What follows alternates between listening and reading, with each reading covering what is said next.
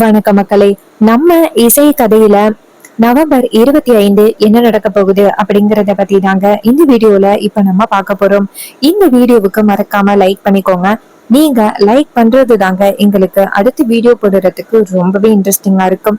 So மறக்காம like பண்ணிட்டு இந்த வீடியோவை பாருங்க.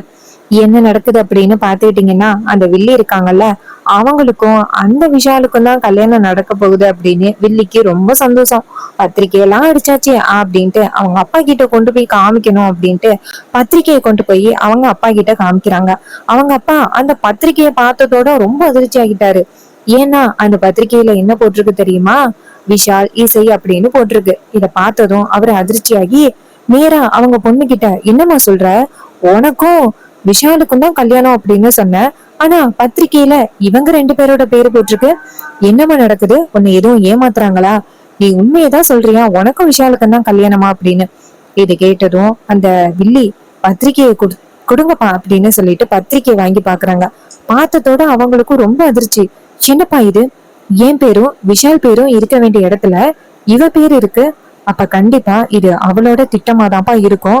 அவளை சும்மா விட மாட்டேன் அப்படின்னு சொன்னதோட அவர் சொல்றாரு, சரிம்மா நீ போய் கேளு அப்படின்னு சொன்னதோட வில்லி அந்த பத்திரிக்கையை கொண்டுகிட்டு வீட்டுக்கு வராங்க.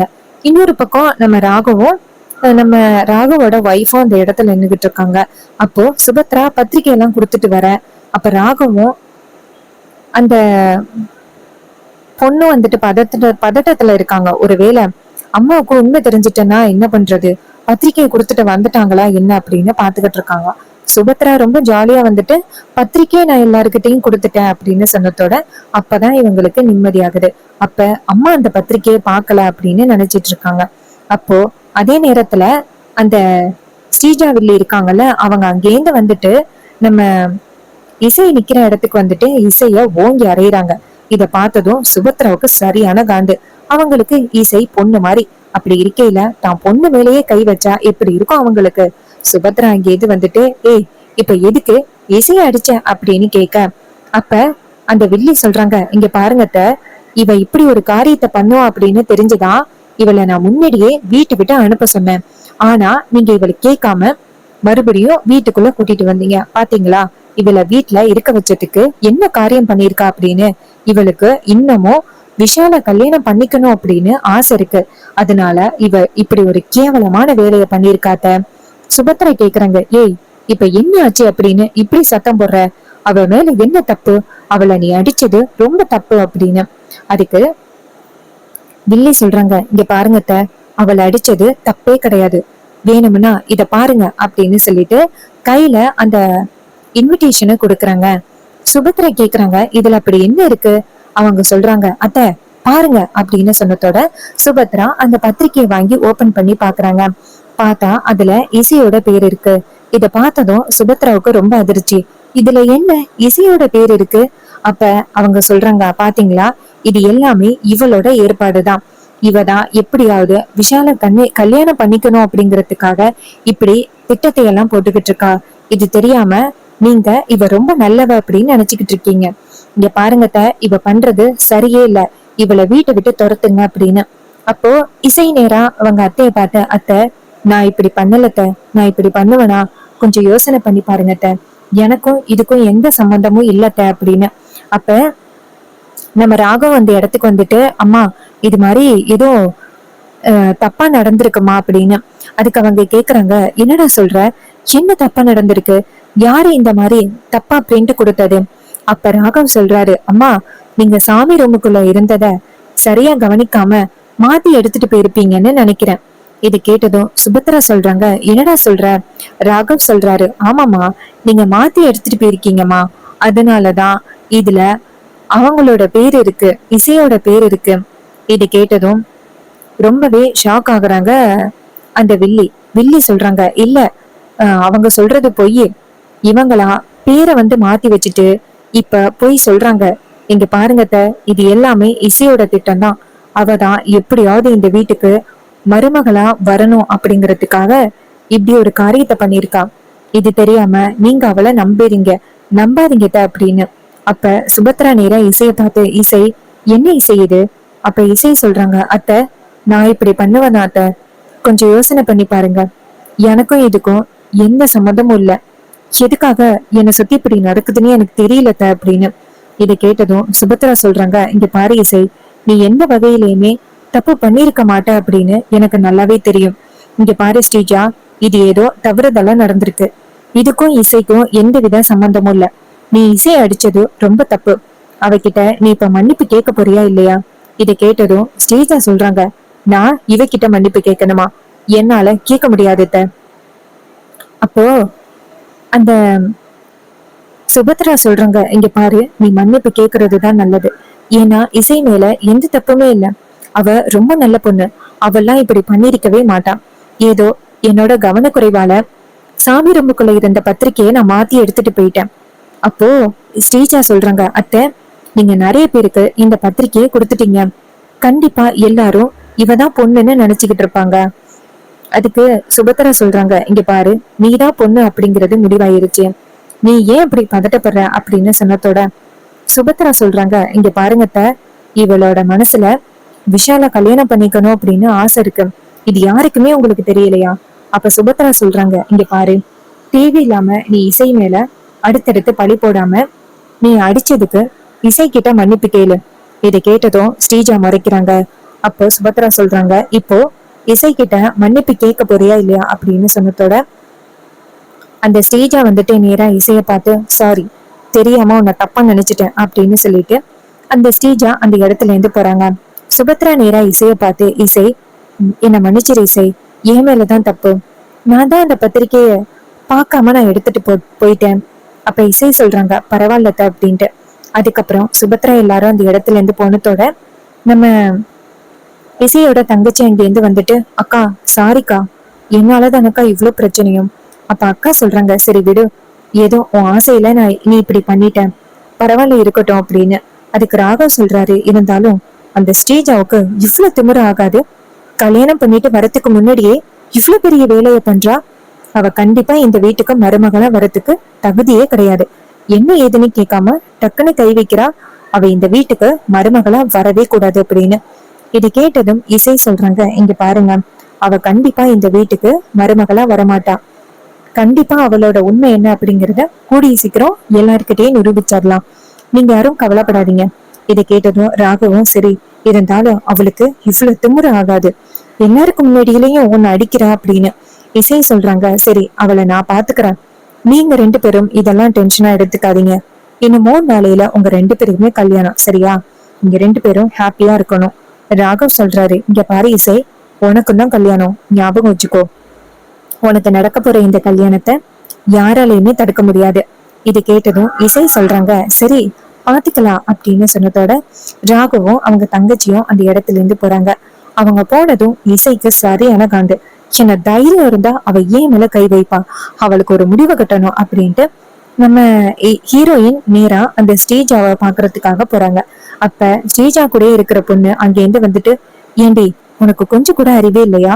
அத்தனை பேருக்கு முன்னாடி அவளை அடிக்கிற, உன்னை பத்தி எல்லாரும் என்ன நினைப்பாங்க? கல்யாணத்துக்கு முன்னாடியே நீ ரொம்ப அடாவடித்தனம் பண்ற அப்படின்னு நினைப்பாங்கல்ல, அதுவே உனக்கு கெட்ட பேர் வாங்கி கொடுக்கறதுக்கு ஆகிரும். ஏண்டி இப்படி தேவையில்லாம பண்ற? அதுக்கு ஸ்ரீஜா சொல்றாங்க, இங்க பாருங்க, பத்திரிக்கையை பார்த்ததோட எனக்கு செம்ம காண்டாயிட்டு, அதனாலதான் நான் இப்படி பண்ணேன். அதுக்கு அவங்க சொல்றாங்க, இங்க பாரு, நீ கோவப்பட்டதுல எந்த வித தப்பும் இல்ல, ஆனா நீ கோவப்பட்ட இடம் தான் சரியில்லை.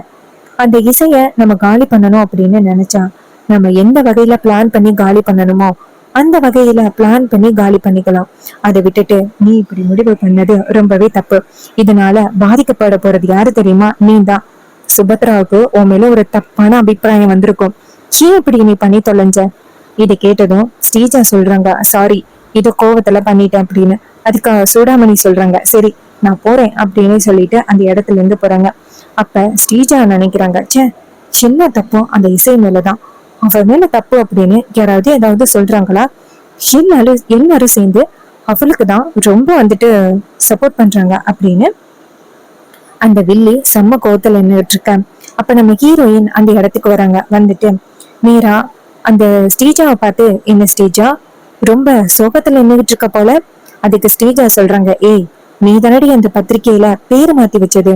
அப்ப இசை சொல்றாங்க, இங்க பாரு, பேரு மாத்தி வச்சதுக்கே இவ்வளவு கோவப்படுறியே, அந்த பத்திரிக்கையில இருக்கிறது தான் நடக்க போகுது அப்படிங்கறது உனக்கு தெரியும்ல. இதை கேட்டதும் அந்த ஸ்ரீஜா வில்லி சொல்றாங்க, இங்க பாரு, நீ நினைக்கிறது நடக்காது. எனக்கும் விஷாலுக்கும் தான் கல்யாணம் நடக்கும். அதுக்கு நம்ம இசை சொல்றாங்க, இங்க பாரு, அப்படியே நீ கனவு கண்டுகிட்டே இரு.